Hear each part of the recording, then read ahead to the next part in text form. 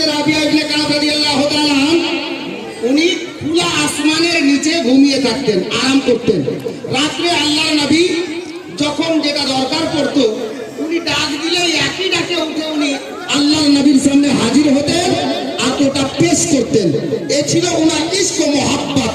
একদিন রাতের বেলায় গভীর রাতে আল্লাহর নবী ডাক দিয়ে বলেন, রাবিয়া ইবনে কাব রাদিয়াল্লাহু তাআলা উনি একই ডাকে লাব্বাইক করে আল্লাহর নবীর সামনে হাজির। পানির প্রয়োজন, হযরত রাবিয়া ইবনে কাব নবী পাক সাল্লাল্লাহু তাআলা আলাইহি ওয়াসাল্লামের দরবারে পানি পেশ করলেন। আল্লাহর নবী খোলা আসমানের নিচে বসলেন আর উযু তৈরি করতে লাগলেন। উযু তৈরি হয়ে গেল। হযরত সাইয়েদনা রাবিয়া ইবনে কাবকে মায়ার নবী বলছেন, এ রাবিয়া বল, আজ তুই যা চাইবি আমি নবী তোকে তাই দেব। জোরে বলুন সুবহানাল্লাহ। জাহানের বাদশা বলছে, রাবিয়া ইবনে কাব তুমি আমার কাছে আজ যা চাইবে আমি তোমাকে সেটাই দেব। হযরত গেরামি রাবিয়া ইবনে কাব রাদিয়াল্লাহু তাআলা আনহু চিন্তা ভাবনা করতে করতে উনি কি চাইছেন দিওয়ানা শোনো।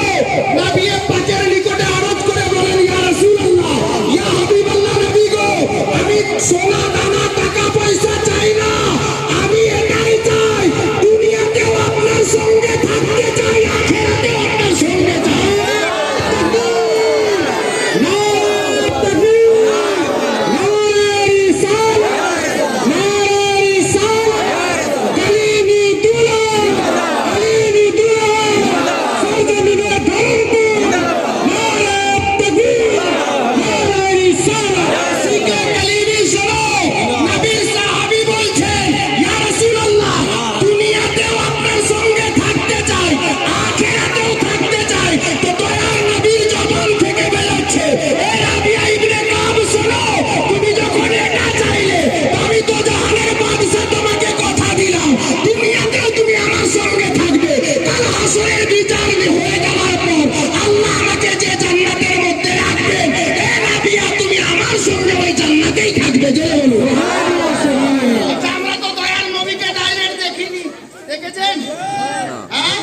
তবে আমাদের কিসমত যে নবী আওলাদকে দেখেছি, বর্তমানে প্রেজেন্ট আছেন, হাজির আছেন।